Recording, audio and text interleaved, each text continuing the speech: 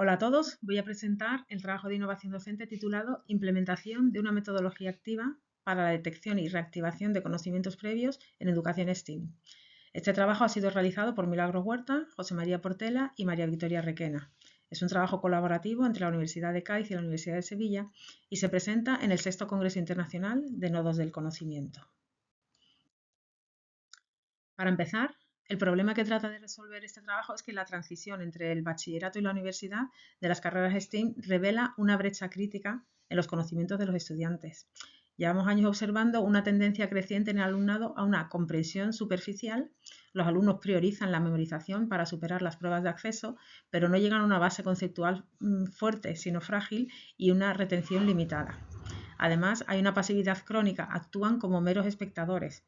Los alumnos no toman apuntes, no formulan preguntas y no participan activamente en clase, lo cual hace que los conocimientos previos que se dan por sentados pues, y no estén sólidamente asimilados, comprendiendo el aprendizaje de materias complejas.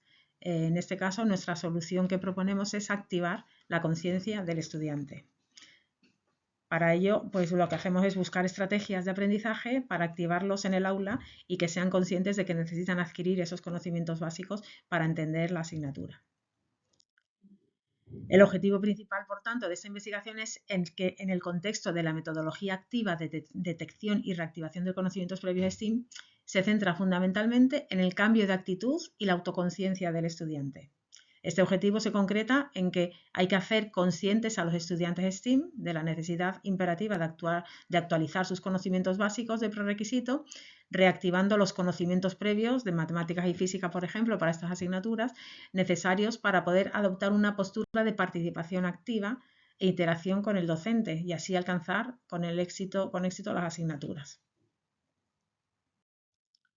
La base teórica de esta investigación se sustenta en el aprendizaje significativo, donde el factor más importante que influye en el aprendizaje es lo que el alumno ya sabe. Si los conocimientos previos son inestables, erróneos o inexistentes, el nuevo aprendizaje no puede anclarse, resultando en una memorización mecánica y eventualmente el fracaso académico. Para combatir esto es necesario activar la zona de desarrollo próximo donde el docente actúa como mediador para que el alumno transite desde su nivel de competencia actual, insuficiente, hacia un nivel potencial, el cual es competente mediante ciertos andamiajes. La metodología implementada ha sido durante los cursos 23-24, 24-25 y 25-26 y es el medio para lograr la conciencia buscada.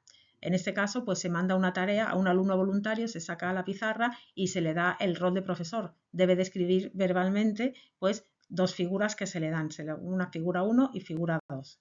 El resto de las clases debe dibujarlas. En la primera fase, la figura 1, el alumno de cara a la pizarra hace el rol de profesor y de cara a la pizarra describe las figuras. Y como una regla importante es que los alumnos tienen estrictamente prohibido hacerle preguntas. Esto hace una simulación de una clase magistral sin interacción.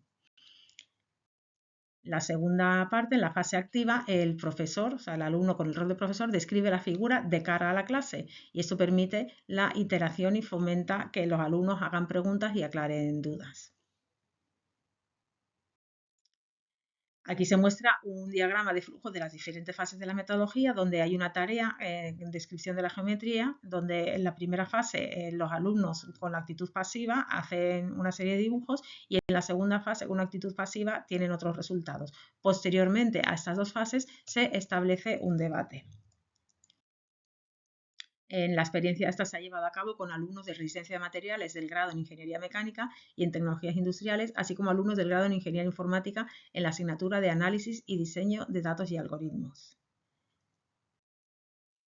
Las observaciones durante la experiencia han sido que el conocimiento asumido, ¿no? El voluntario, por ejemplo, da por sentado en muchas de las ocasiones que todos los cuadrados son del mismo tamaño y no menciona este concepto. Luego, por otro lado, se ve la imprecisión del lenguaje. Se utilizan términos como rombo para describir un cuadrado que gira 45 grados, revelando algunas carencias en el vocabulario técnico de los alumnos que llegan a la universidad. Como resultado, los compañeros se pierden, se frustran y finalmente desisten o se inventan un dibujo pues, para no dejar la hoja en blanco. Sin embargo, en la fase 2 se observa que hay preguntas cruciales, ¿no? Surgen preguntas como algún alumno dice, pregunta si todos los cuadrados son del mismo tamaño, algo que en la fase anterior o en la explicación se había dado por sentado, pues hay que aclararlo, ¿no? Luego, por otro lado, la precisión del lenguaje. Cuando el alumno ha dicho un rombo, algunos preguntaban ¿a qué te refieres con un rombo? ¿Es un cuadrado girado? Entonces, pues a partir de ahí, el docente también va observando el diálogo y los conocimientos técnicos del vocabulario que tienen los estudiantes. Como resultado, pues en este caso la descripción se refina en tiempo real gracias al feedback, a la retroalimentación entre ellos y construyendo un entendimiento común y más preciso. En la fase 1 se muestra el resultado, ¿no? Aquí se muestra cómo en la fase 1 el 5% de los alumnos han hecho las figuras bien, mientras que en la fase 2 el acierto ha sido un 85%. ¿Qué pasa? En la fase 1 había una confusión generalizada y una dificultad para hacer la figura correctamente, mientras que en la fase 2 había mayor claridad, corrección de los errores en tiempo real mientras hacían las preguntas, por lo tanto, una alta tasa de éxito. Esto quiere decir que la interacción directa multiplicó la tasa de éxito. Los que fallaron en la fase 2, el 15%, admitieron no tomárselo en serio y además eran alumnos que estaban sentados en las últimas filas. Entonces, o no se atrevieron a preguntar o no estaban atentos a las preguntas de sus compañeros. Aquí se muestra una serie de dibujos realizados en la plataforma, se utilizó la plataforma Nearpod para que los alumnos trabajaran, hicieran los dibujos y se muestra cómo pues, los dibujos realizados por los alumnos en la fase 1 pues, no se parecen apenas a la figura descrita por el compañero. Y aquí se muestra los figurados, como casi todos los compañeros pues hicieron bien las figuras, las hicieron muy parecidas, muy similares a la descrita por el compañero. Ya hemos dicho, no todos los compañeros entendieron bien o estuvieron atentos a las explicaciones o no se tomaron en serio la experiencia. En este caso, para aquellos alumnos que no tenían un dispositivo digital y no pudieron usar la plataforma Nearpod, además de que la plataforma Nearpod solo admite 40 estudiantes a la vez, pues lo hicieron en folios, ¿no? Y aquí podemos ver, hemos puesto los dibujos de un mismo estudiante en la fase 1 y en la fase 2 y se muestra cómo en la fase 2 todos hicieron la figura bien o casi bien, mientras que en la fase 1 pues aquí se muestra cómo incluso uno de los alumnos se perdió y hizo una cosa, pues la verdad es que un poco rara. Y en este caso, por ejemplo, un alumno que los dibujos, los cuadrados no los hizo y haciendo prácticamente, o sea, se parece mucho su figura a la original, pero por ejemplo, uno de los cuadrados lo hizo muy grande en relación a los demás, porque no sé, en la explicación no se había hablado del tema de los dibujos, ¿no?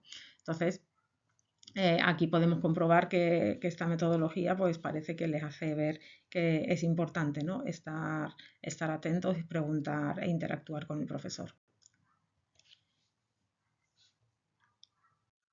Como conclusión, podemos decir que los alumnos comprendieron al instante que la comunicación bidireccional es imprescindible para el entendimiento.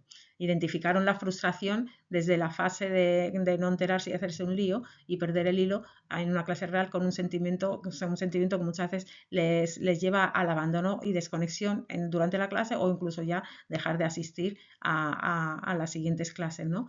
O sea, el abandono de la asignatura. Mientras que después de o sea, en la participación activa, pues simplemente echando preguntas, escuchando las preguntas de los demás, los que son más tímidos y a lo mejor no se atreven a preguntar, pues vieron que si están atentos, pues es clave para no quedarse atrás y poder seguir el hilo de la asignatura. ¿Esto qué hace? Esto revela, hace ver que los estudiantes que muchos de los fracasos en la comprensión de los temas avanzados no se deben al concepto nuevo que se les está explicando, sino a una base inestable de prerequisitos que no dominan. Entonces, eso les hace entender que no pueden construir sobre cimientos débiles, que tienen que, tras esta experiencia inmersiva, el profesor les planteó la pregunta, por ejemplo, de si alguien le había necesitado explicar cómo se dibujaba un cuadrado, ¿no? Entonces, el profesor estableció esta analogía que al igual que el cuadrado se asume como un conocimiento básico, elemental y que no hay que recordar porque todo el mundo lo sabe y lo entiende, pues que existen conceptos básicos en ingeniería que deben ser sólidamente adquiridos antes de cursar la asignatura. Entonces, se comprobó que a menudo el problema no es que los alumnos no entiendan el concepto de lo que explican en clase, sino que no son capaces de hacer y calcular contenido que tendrían que haber adquirido previamente. Entonces, la concienciación busca prevenir que los alumnos pierdan el hilo de las explicaciones y en consecuencia dejen de asistir a clase. Al recordar continuamente durante las sesiones a los alumnos la importancia de saber dibujar un cuadrado, se ha comprobado que el número de estudiantes que deja de asistir a las clases de teoría es menor en los cursos que en los cursos en los que no se implementó esta metodología. Ya como estrategias del educador, pues como herramienta activa hay que tener en cuenta la precisión del vocabulario técnico. La experiencia ha demostrado la necesidad de definir y reforzar activamente el lenguaje en la disciplina para evitar ambigüedades. La experiencia también ha hecho hincapié en la necesidad de tener un vocabulario técnico amplio para poder entender bien las explicaciones y los enunciados de los exámenes. Luego los alumnos se conforman con tener su vocabulario, pero la experiencia demostró deficiencias como llamar al rombo al cuadrado girado 45 grados. ¿Vale? Luego, por otro lado, la pizarra como herramienta de diagnóstico es muy importante. Sacar a los alumnos a la pizarra no es para evaluarles, sino para entender su proceso de pensamiento, detectar errores conceptuales y construir el conocimiento en conjunto, ¿no? De esta manera, pues también podemos fomentar la autogestión del aprendizaje, utilizar estas dinámicas para que los estudiantes superen la timidez o la apatía y asuman la responsabilidad de su propia base de conocimientos. Como síntesis final, decir que la transformación de espectadores a protagonistas, ¿no? La experiencia es un catalizador que ilustra la forma empírica y memorable y el valor de participación y la autoevaluación. Provoca un cambio de actitud fundamental, motivando a los estudiantes a asumir la responsabilidad de su propia formación, y el objetivo final no es la memorización superficial, sino la construcción de una comprensión profunda y duradera, conectando todos los conocimientos que van adquiriendo, además no solo de una asignatura, sino de asignaturas unas con otras. Ya con esto damos por finalizada la presentación de este trabajo de innovación docente. Esperamos que os haya gustado. Un saludo.